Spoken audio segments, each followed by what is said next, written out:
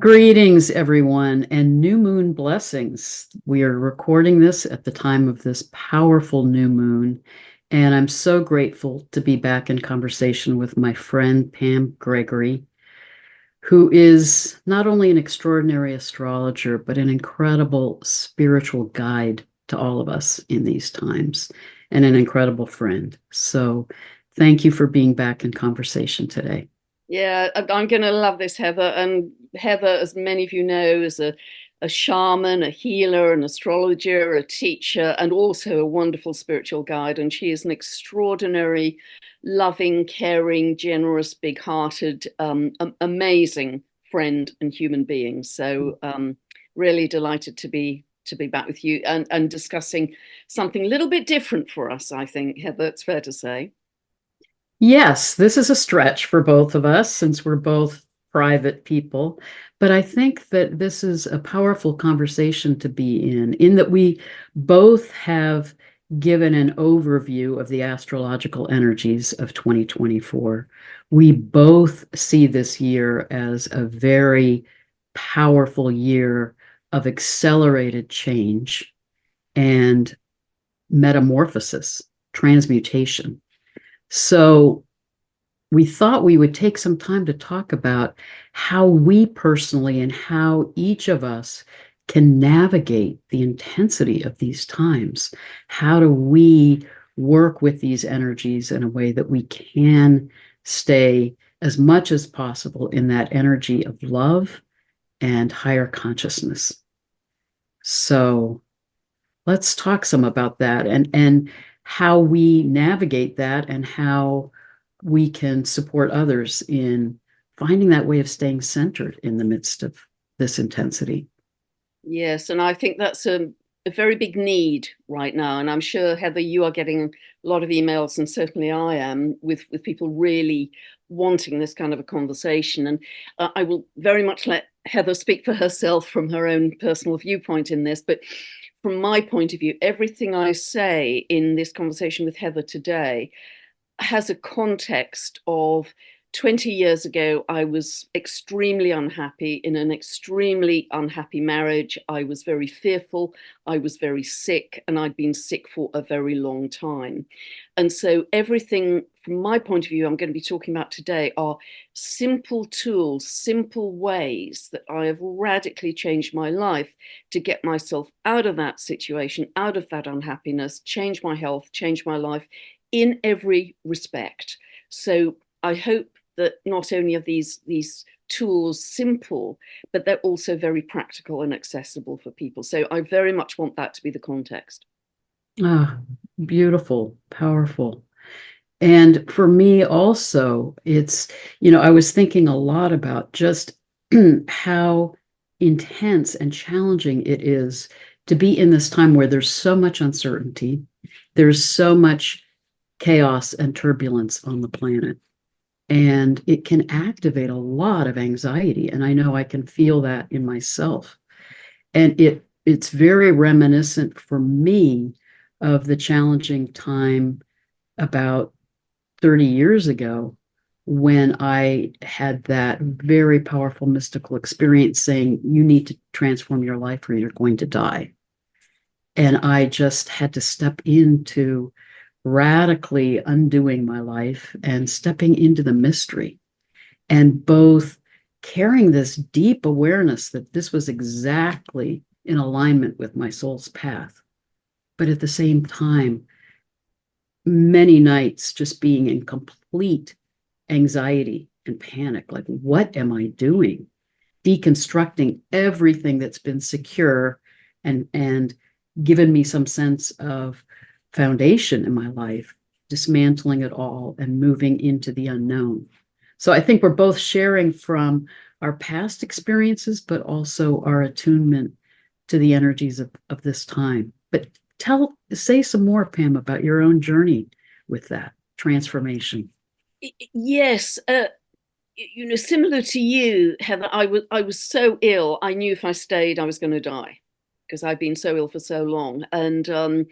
And thank goodness for both of us, we had the courage to do that. But equally, like you, I was stepping away from everything that represented security, an income, a career, savings, a whole life structure that I was leaving behind, and where was I going? But I think this is going to be, although for both of us this was in the past, I think it is incredibly relevant to this year, because I think many people will be making these radical shifts. Because again, if we look at the astrology, we're moving away from old forms of security to trust the invisible.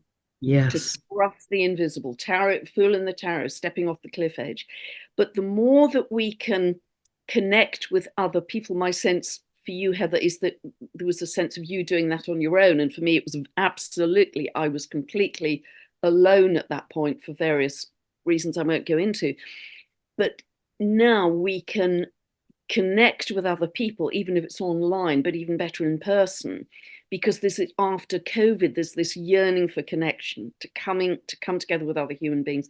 If you have that kind of support, you can all be holding hands as we radically step into the invisible and create. And we have got a blank canvas going forwards. It's going to be so different. Mm. We are going to be creating from a blank canvas.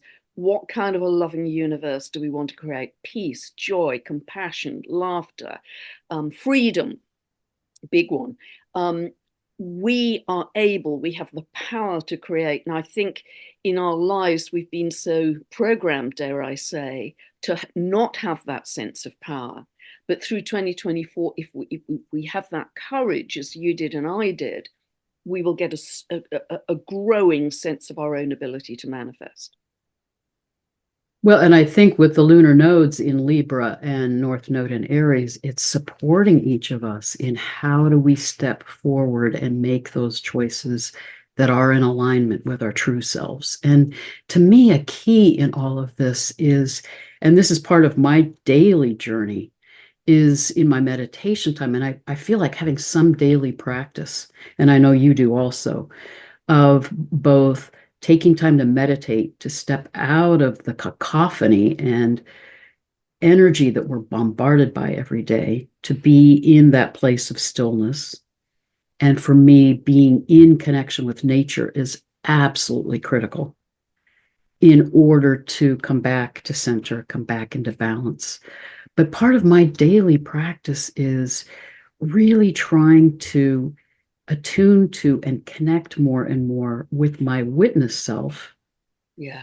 And then see the patterns and see the moments where I get reactive or I get caught up in anxiety or despair, and hold that with compassion, Yeah.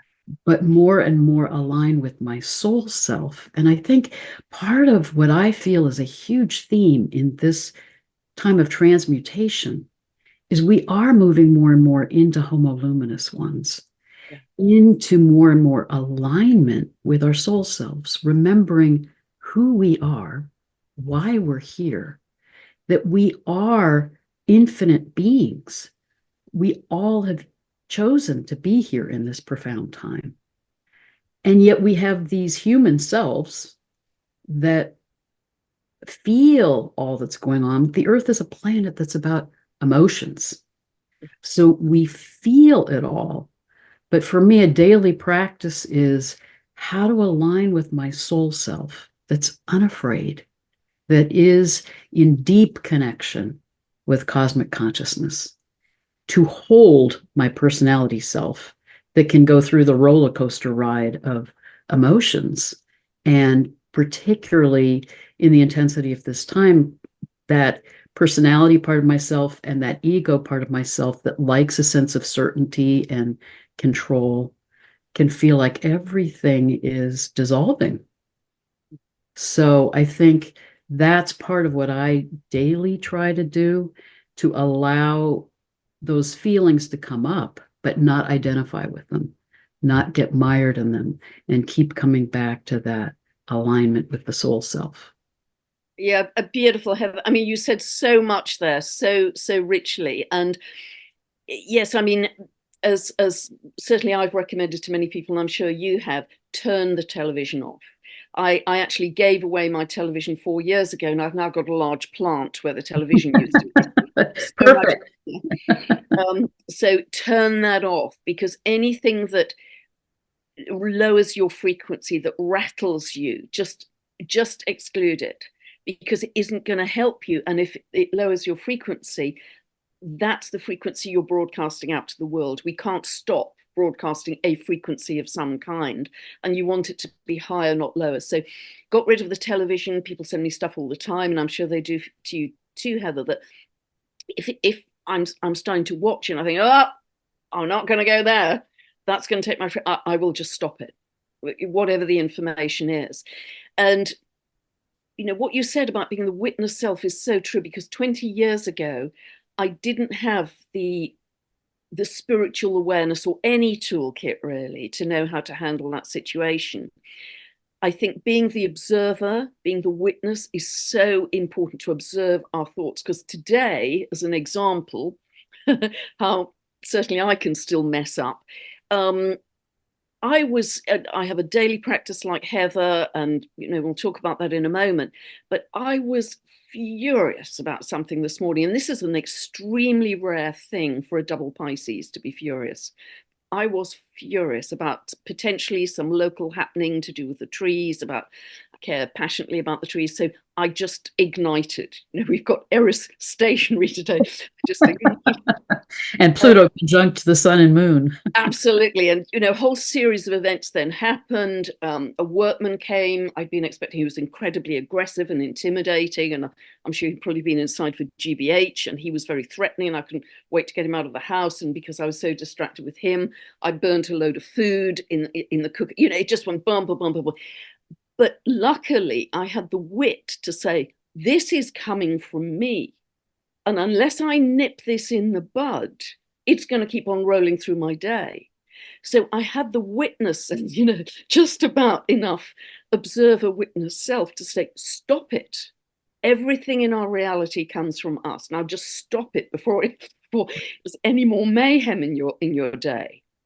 And therefore I could bring myself. So being the witness, observing where we are. And I've often said, put Post-it notes all over the house. What's your frequency? What are you thinking about? And the more we can do that, the more we become master of our thoughts and our emotions, and master of our reality. And that's going to be so important with Pluto and Aquarius going forward, because that's one of the wonderful promises, positive promises of Pluto and Aquarius. We become much more aware of our electromagnetic frequency and how we are in charge of it. But just like Heather, I have when I wake up in the morning, before I open my eyes, and I've sometimes mentioned this, I have a kind of rolling mantra of, I live in love and peace and bliss. I live in love and peace and bliss. And I milk it. Is it really cozy in bed? I'm grateful for the silence, but I'm also grateful for the bird song. And I kind of milk that to get me into a very good tone for the day. That actually went slightly AWOL this morning, but at least there's an attempt to set the tone for the day, and generally that works really well. But through the day, as well as I'm walking in the woods, I will have a series of rolling mantras, particularly if I sense I'm starting to go on a negative, I don't want to go there. I will flick into, wow, look at this blue sky. Wow, look at the light. There's a sense of spring today. It's not raining. That's a miracle. Thank you for the miracle of no rain today. And I'll have things like I live in a world of magic and miracles. Miracles happen to me. And I will flick into one of those very positive, I won't waste a second. I'll flick into one of those. Or the blossom good child. I am the light. I am the love. I am the truth I am. And I'll just get into one of those rolling, very positive mantras. And at least it stops the flow of any negative thinking that could just run and run and run. Oh, it's beautiful, Pam. And part of, I think, what you're talking about that is so powerful, when we can get into that attitude of gratitude, it automatically raises our consciousness. And one of the things that I'm aware of is when I move into gratitude and focus on what is beautiful and what is going well and what is delightful around me. I'm in the present moment. When I'm in that anxiety or angst, I'm either reworking something from the past or I'm anxious about the future, but I'm not in the present moment. And I think with how much accelerated change we're going to be experiencing, we have to really work to stay in the present moment because there's so much uncertainty about the future that we need to allow ourselves to be in the experience in the moment of the support that is there for us. And that's the only place you have your power. Because if you're anxious about the past, you're worried about the future, you're just scattering your power. So the present is the only place you actually have your power. And that's the place of stillness that you referred to, Heather, the place of, it's almost 0 point, isn't it? That's the most powerful place to create from.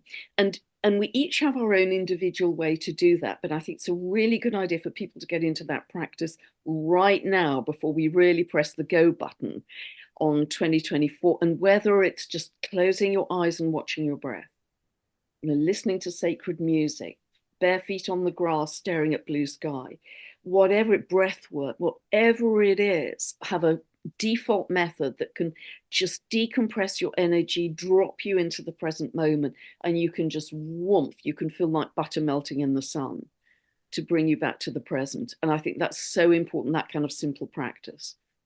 Well, and I think what you're saying is it is so critical to have that as a daily discipline and a daily practice, because then when things intensify, we have that foundation already in place.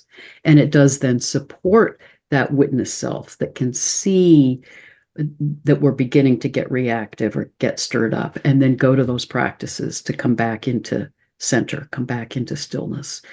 If I can say this, Pam, one of the other things that I think is a real gift for you in terms of a witness self, you have a great sense of humor.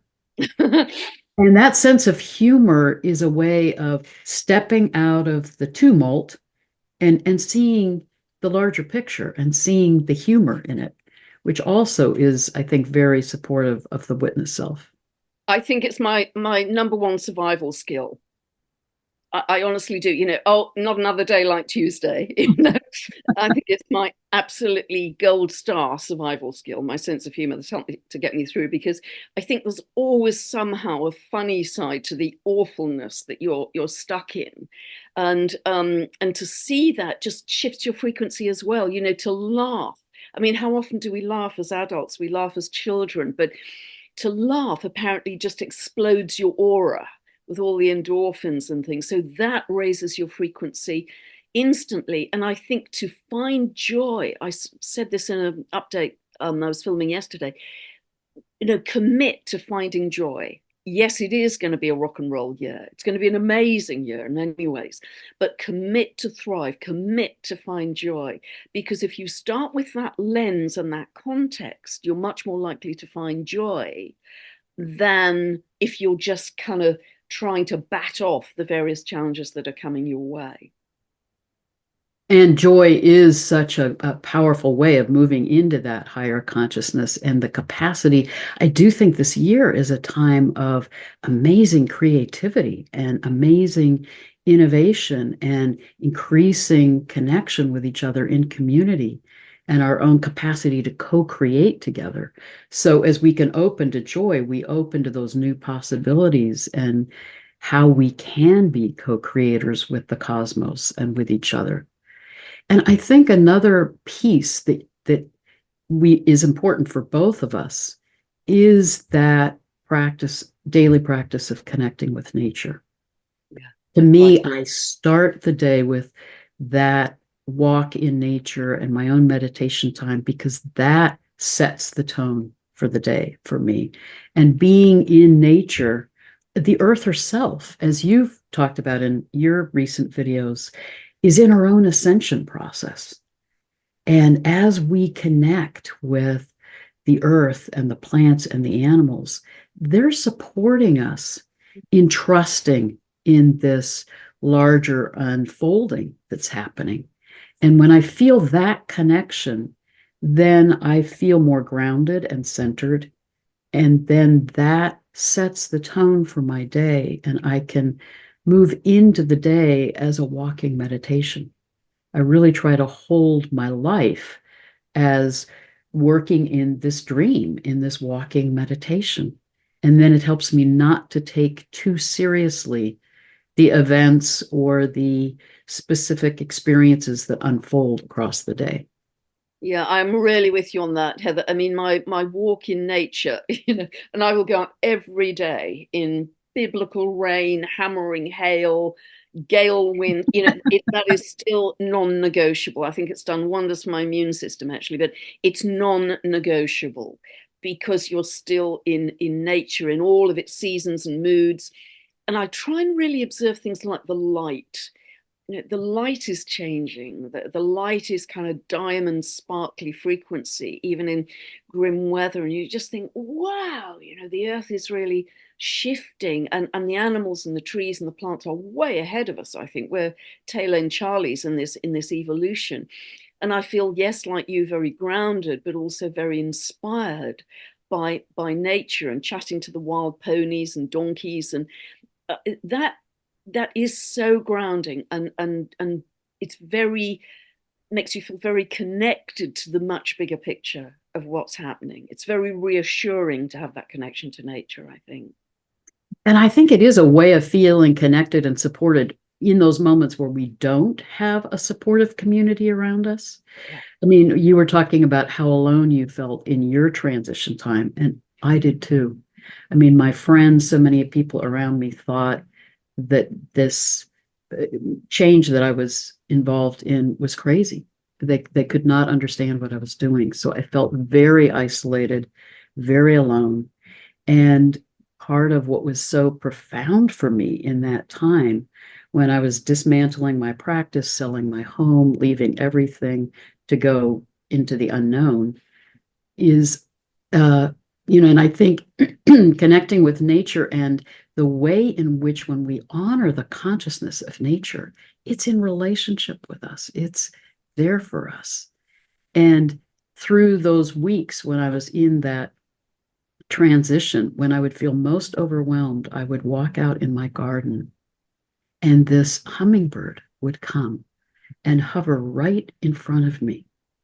And that became almost uh, it was a very frequent experience where this particular hummingbird would come to me. And I didn't realize till much later that some of the spiritual meaning of the hummingbird is follow the path of destiny with joy. Oh, wow. But I felt that, spirit and nature were saying, you're on the right path, stay the course. We're supporting you, we're there for you.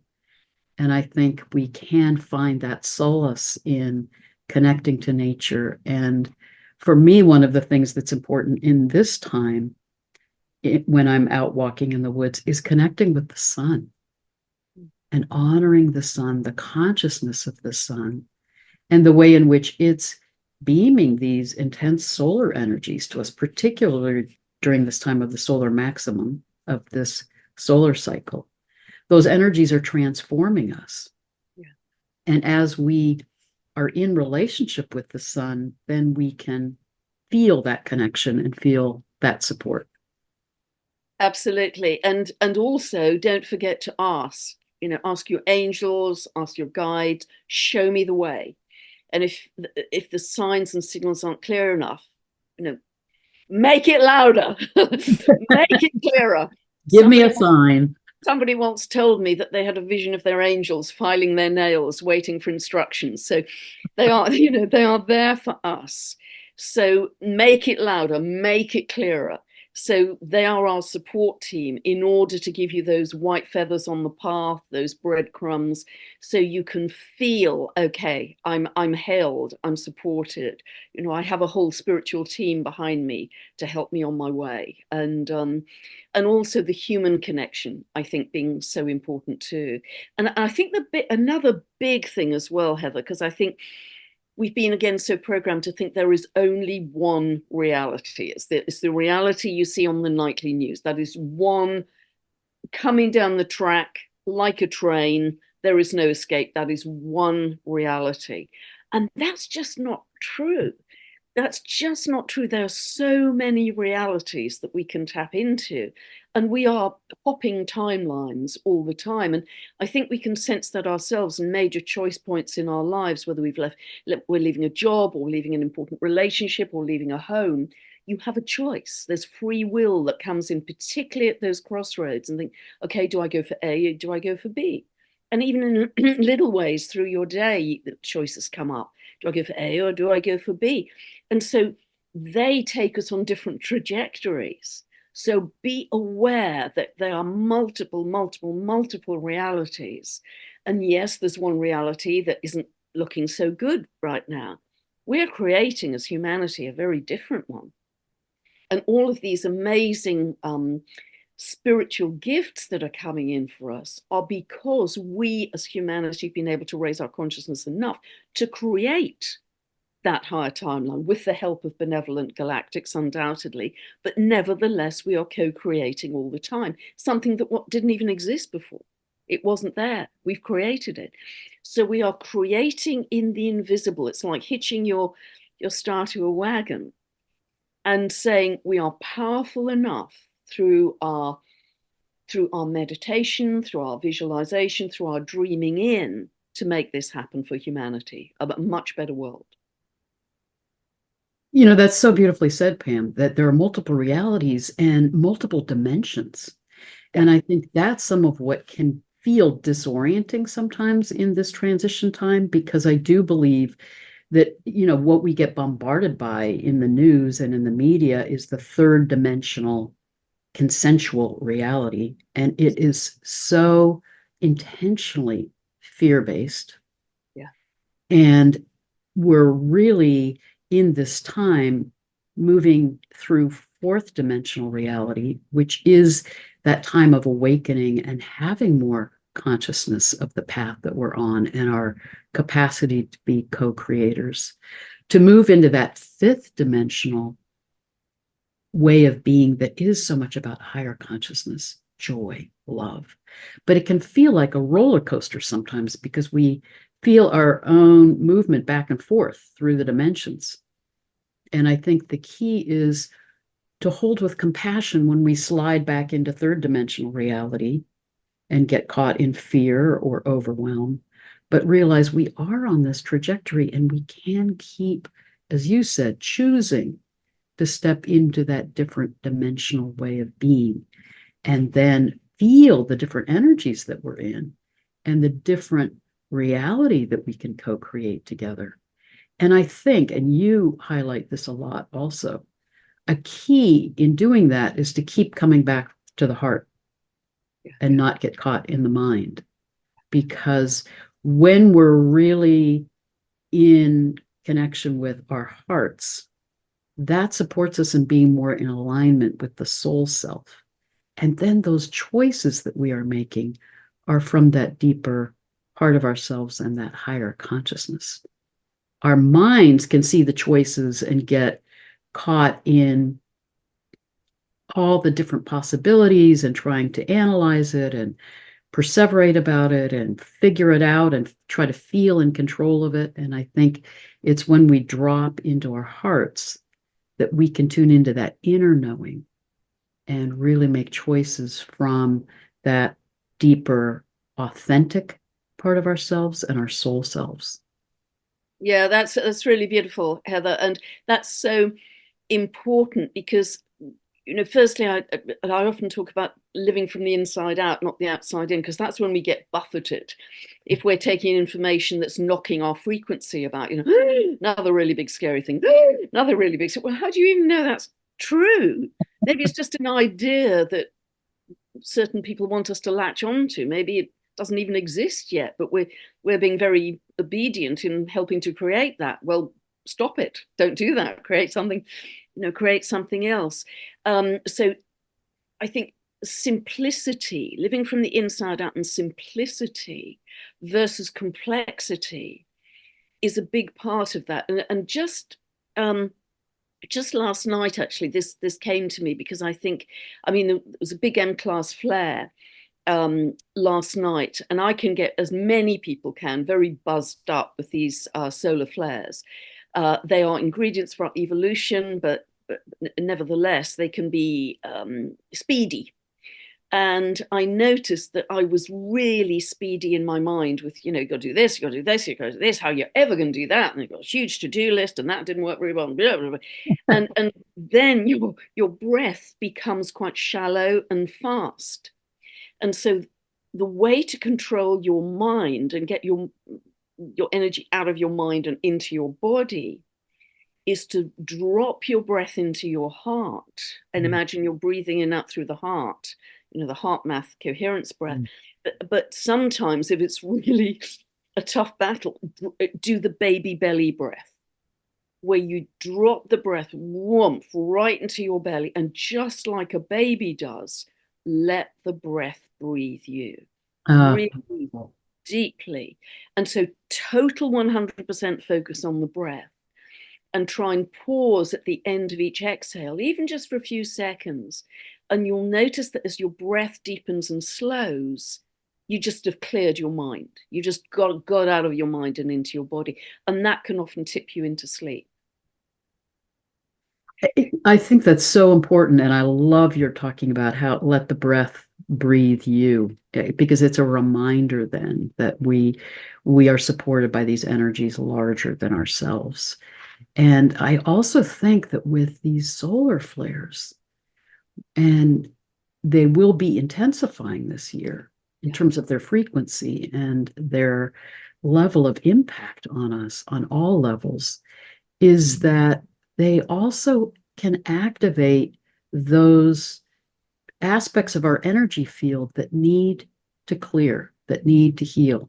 I think that some of the effect of these energies coming from the sun and the galactic center are that it's pushing into our conscious awareness whatever is out of balance in our lives, whatever wounds or trauma from the past that we haven't healed and cleared. So it can feel very destabilizing, not only activating physically, but destabilizing at times emotionally. But I think, again, if we can hold that witness self-awareness and realize this is coming up to heal, this is coming up for me to see it and be able to hold it with compassion and clear it. I've had past life trauma really get activated in these last few months, and it's at times felt really intense. But I'm also aware that it's helping me clear patterns and ways that I've been constricted or caught in coping mechanisms that aren't good for me. So it's supporting me in healing that and clearing that to be moving into a higher consciousness. Yeah. So I think we can hold that larger perspective. It can help us feel what's coming up, but honor it as bringing the light of awareness to what's been in the shadows so that it can heal, so that we can move into this higher consciousness in an integrated way. Yeah, and I think welcoming it in rather than trying to resist what could be an uncomfortable process of clearing, welcoming it in as part of your increasingly expanding consciousness, surrendering to it and say, yeah, I'm on an upgrade, take me for a ride. Rather than the resistance is maybe a better way to look at it. And you're the real expert in that, Heather. I mean, the other thing I'd also recommend to people, either during the day or something I do every night as I'm falling asleep, to again calm down the nervous system. A friend taught me this many years ago, so I'm not going to remember each bit of it correctly. It's terribly simple. It's part of Jinshin Jitsu, which is a kind of non-invasive acupuncture. But essentially, you just hold each of your fingers. And I do this every night. So I think the little finger is the small intestine. This finger is the large one. This is the liver. This is the kidney. I think this is the head or possibly the heart. You can easily find that online. Doesn't matter which hand you use. Yeah, and this is the heart, actually. Oh, is it? Okay, well done. You know better than I do. So, so if you feel a very strong pulse in that area, it means that it's slightly stressed or overloaded. So just keep holding until that pulse subsides, and that can really kind of warmth the whole physical system for you as well. Get you into a much more parasympathetic state. So that's another very simple tool to have in the toolkit too. There is so much coming into our awareness about how we can work with our energy bodies. And part of what I think is so exciting, we're in this accelerated time, we are remembering these ways of healing and ways of expanding our consciousness that we had forgotten for thousands of years. So I think there's so much that's now available in terms of ways of healing with sound, with light, with innovative technologies that we can share with each other. And that's, I think, part of the beauty of being in connection, in community, is the way in which we can be sharing these different techniques, tools, modalities with each other to support each other in that healing process and expansion into higher consciousness. Yeah, beautiful, beautiful, Heather, because so much of the Aquarian energy is about the information network, like mycelium, isn't it, like tree roots? But yes, I think they're going to be incredible healing technologies. As you and I have both spoken, they're going to be solutions, innovations that are simple, actually, and quantum leaps in sorting out problems that we thought were intractable or it would take decades for us to solve. I have always said I don't think it will, because there are solutions just sitting on the sidelines waiting to be made public that actually may have been invented many years ago but have not been publicly available until this time. And so that is going to be on the very positive side. I think that's going to be amazing and really help this higher consciousness trajectory to move away from the old. How, Pam, I know you get a lot of questions about this, as do I, in terms of how do we stay centered in the midst of the suffering that's going on in the world in this time? Yeah, this is a biggie. And equally, Heather, I know you get these emails too, but yes, I've had quite a few, sometimes quite angry emails about why don't you talk about the war and focus on the war. And I've thought about this a great deal, and I know you have too. Um, in that at the moment people are writing to me about the war in the Middle East, which is horrific. I mean, I cannot imagine the suffering those people are going through. It's just completely unimaginable. And a few months ago they were writing to me about the other war, and a few months before that it was the Maui fires, and before that it's just a permanent state of crisis, rolling crisis. And I talk about the hamster wheel of horrors that has gone on for thousands and thousands of years, that look over here, look over here. But we need to get to a level of consciousness where it's absolutely unthinkable to hurt another human being, animal, tree, plant, bird, snail, moss. It's just unthinkable. That's our level of, I grieve if a tree is cut up, and I know many of you do. So I had to think about this quite carefully, because we want to act, we want to do something. But I said to this particular person who was very angry, and completely understandably, let's go through the options. You could actually try and be on the ground delivering humanitarian aid in the Middle East. That is very hard to do, very dangerous and difficult, because aid isn't getting through. You could send money, if you can, via a reliable charity where you know the money is going to get to the people and not get stuck along the way. Again, that isn't perfectly clear. Or we can sit at home for free and connect to shift the energy in that area. Now, the absolute queen at this is Lynn McTaggart. And I've often referred to her book, quite an old book now, called The Intention Experiment, where she's very scientific in her method and sets up a control, and it's measurable over time. I've been involved in a couple of meditation experiments with her group. And when there was a previous war in the Middle East, she actually set up an experiment over several weeks to reduce violence in that area. And she did, with her group of meditators. And the evidence is not only in the book, but if you go on her website, she's got a tab called Evidence. And she the Beautiful. intention experiments constantly, whether it's helping seeds grow faster, heal someone from a terminal illness, reduce war in the Middle East. I think she's got something going on right now for that, bringing people together from her enormous network to say, okay, what can we do? What can we do sitting at home for free to come together and make that shift? She has a ton of evidence, as does Joe Dispenza, as does, many of Greg the Braden. Greg Braden, Dr. Bruce Lipton. This is the way forwards because everything is about energy and frequency. This is our way forwards. That gets us almost like Buckminster Fuller, gets us beyond the hamster wheel of horror to raise our frequency, to say, we are creating a much more loving world. And this is how we do it with our frequency. And that's the best answer I've got right now. If we can't do the previous, if we can't be on the ground or we can't send money because the charities aren't clear and clean enough. Does that make sense, Heather? Oh, it's beautiful, powerful, Pam. And you've got your meditation on Sunday that people can join in. And you're right, there is so much research on how gathering together in that kind of focused, intentional meditation can change the world. It changes the morphogenic field of the collective consciousness. And that powerfully can move us towards stopping this cycle of trauma, of violence, of power over, of destruction. The other piece that I think is important is we are still in a realm of duality. Yeah. And there is so much awakening happening in this time.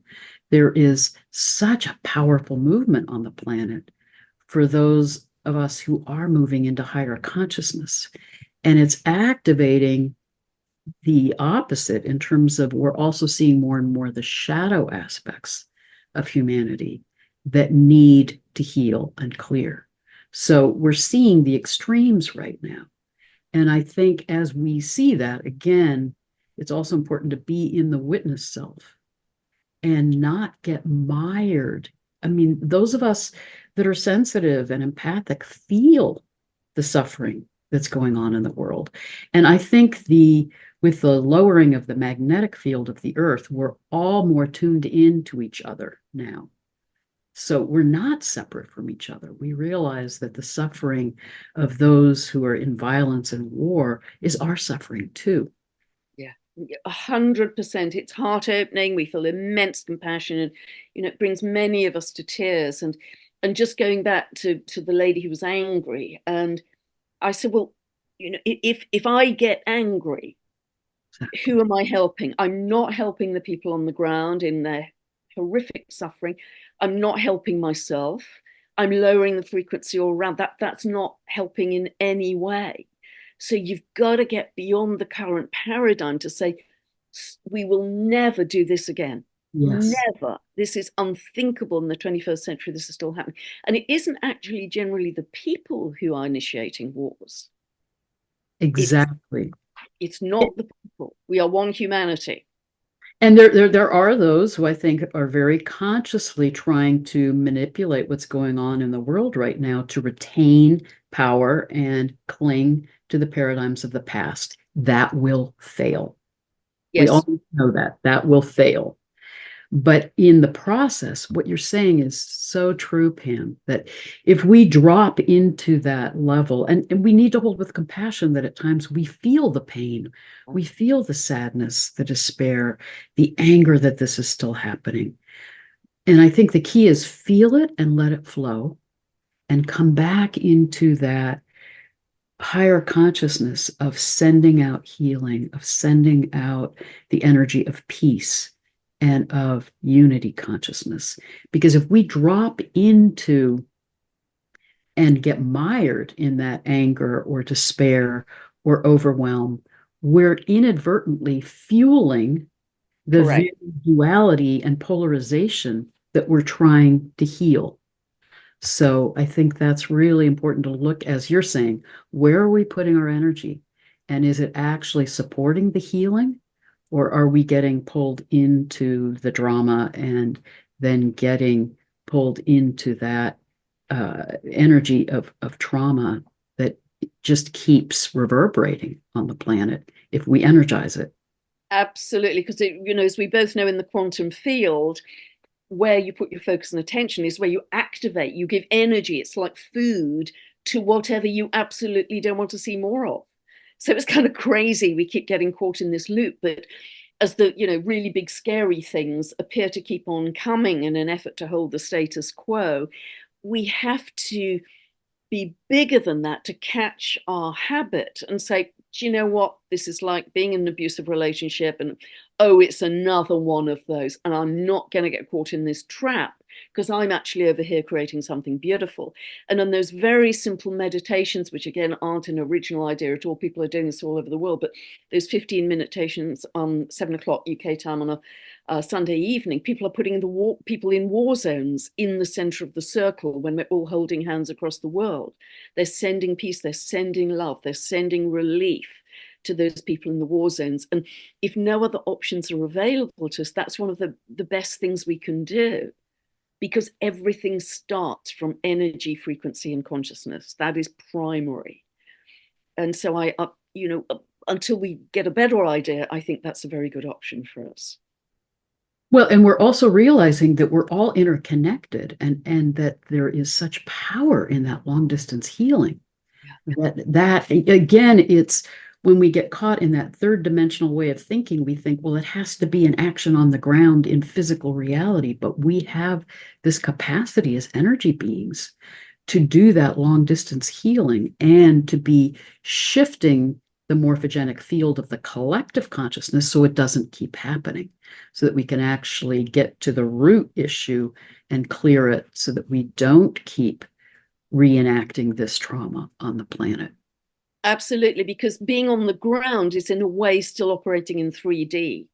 I have to physically be there to do something. Whereas actually, as we move into fifth dimension and beyond, this expanded consciousness, we can do it with energy powerfully. And it can happen quickly, as we know if we've ever received healing, long distance remote healing. It can happen in moments. I've been a witness to miracles many, many times in my life, both receiving them, but also seeing them with other people, how it can literally happen in seconds. And this is what we need to learn. We need to become masters of frequency and energy in a much bigger way, entering this period of Aquarian energy than we have ever understood before. I think it's a big part of it. I want to circle back too, Pam, to something you said earlier that I think is so important. And it's a huge theme that I've been working in my own life. I think a lot about Neptune in these final degrees of Pisces. I think a lot about the profound meaning of Sedna coming into our consciousness in this time, and how that critical moment in the Sedna story, where she's on her own path of spiritual initiation and transformation, and is caught in the storm when her father is trying to pull her back to the paradigms of the past, take her back to the village. Yeah. And Raven, the shaman, sets off this storm, and the father, in his survival modality, throws her out of the boat to save himself. And she's in the storm and in the stormy seas, which is a lot of what I think we can feel at times in this tumultuous transition time.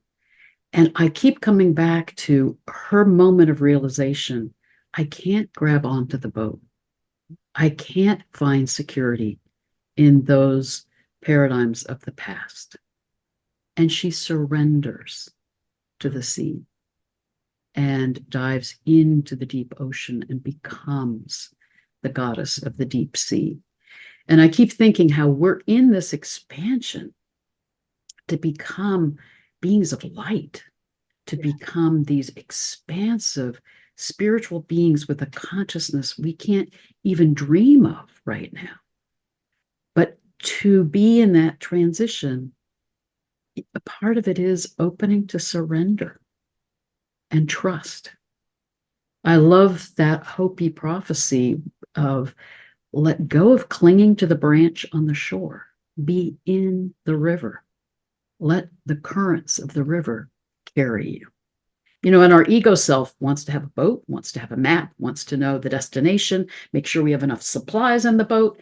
Yeah. And it's about be in the river, surrender to the currents, and know they will carry you to where you need to go. And then look up, see who else is in the river with you, connect with your community, but know that we are being held and supported, loved and protected, and guided through this profound time. Absolutely, Heather, and this profound metamorphosis, which is what Sedna went through, is absolutely prophesied at this time. This is the big pivot point, yeah, I think. And by the end of 2024, I think we'll look back and many of the old forms of security may have disappeared, but we are living in such a sense of expanded consciousness. It just simply won't matter because we're on to another level of connection and understanding and solution and possibility. It will just seem so irrelevant and sort of medieval almost. It will seem so ancient. And we're only hanging on to it at this time because we've never known anything else. And the future is unimaginable because we've never made such an evolutionary leap before. But the more that we are in connection with others, whether it's online or even better in person, we are going to have this sense of we are all one humanity. We are all one humanity coming together, supporting each other, sharing information, helping, sharing resources. It's that kind of feeling. You know, Lynn Bell, I think, has coined a phrase, and I have great respect for Lynn, arise humanity, or humanity arise. This is what we are in right now, stepping into our power as individuals, but also as one humanity. And moving beyond that sense of separation and individualism to realize we are one humanity. And as we can allow ourselves to move into that higher dimensional way of being, we're also remembering we're galactic beings, and we're remembering our capacity to be in connection with the consciousness of the planets and the stars and the plants and the animals and the earth and cosmic consciousness, to be co-creators with all of those energies around us and with us. So it's a profound time of moving into that unity consciousness if we allow ourselves to open to trust and really keep coming back to the heart when our minds feel overwhelmed and confused and uncertain. Absolutely. I think there's going to be a lot of galactic disclosure this year to give us that greater sense of we are galactic citizens, and we always have been. It's just been very hidden in recent times. And that is going to be thrilling to reconnect to our galactic family. It's going to be, something we've never known before. And they are operating at a high frequency because they can do all kinds of clever things out there that we can't do on Earth. And that's going to be, I think, again, take us in quantum leaps of consciousness. And as we know, Heather, many astrological suggestions this year that that's going to happen in quite a big way. And so welcome that in. These are benevolent beings of light. This is part of our family. So whatever the box in the corner is telling you, welcome them in as helpers along the way. These are not beings to be afraid of at all. Welcome them in. It's part of our evolution and our journey. So before we close, anything else that you would want to offer for people in this time? Yes, a really, really simple thing I do at the end of every day. I mean, I know how incredibly busy your days are, Heather. Mine are, sometimes absolutely fried and frazzled as well, just crazy. I will do every day at the end of a day. I will make a point of on social media checking in with 3 elephant charities that I support. One is the Global Sanctuary for Elephants in Brazil. The other is in Thailand, Elephant Nature Park. They both rescue elephants from kind of horrible conditions. The third one is the Sheldrick Wildlife Trust, where the mother's elephants have been poached and they rescue the babies. And I've got about 12 orphan babies that I support. But I support a lot of animal charities. And I will always check in at the end of the day because it just opens my heart. And I did a video a couple of years ago on those 3 charities, just as an example of hashtag look what love built. These people working with the elephants are absolutely not doing it to make money, profit, fame. They are working incredibly hard hours for the love of these precious creatures. Look what love built.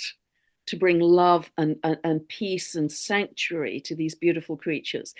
And to me, it softens me, it opens my heart, it gets me out of the head and into the heart in a bigger way. And that's a good place to end my day. And so whatever it is for you, whether it's animals or children, whatever it is that you know, that's your way of helping to open your heart at the end of the day before you go off to sleep. That to me is always my punctuation point at the end of a day. I love that. That's beautiful. And I've adopted baby elephants and rhinos also. Oh wow, I didn't know that. And I love that. And I think part of what you're highlighting, and it's very much a part of my day every day, is um, opening to that love that is all around us. I have a grandmother beech tree that I connect with every day, who's the matriarch of this area. And I connect with her and the bees in my beehive and this hawthorn tree that's sacred to me that's here.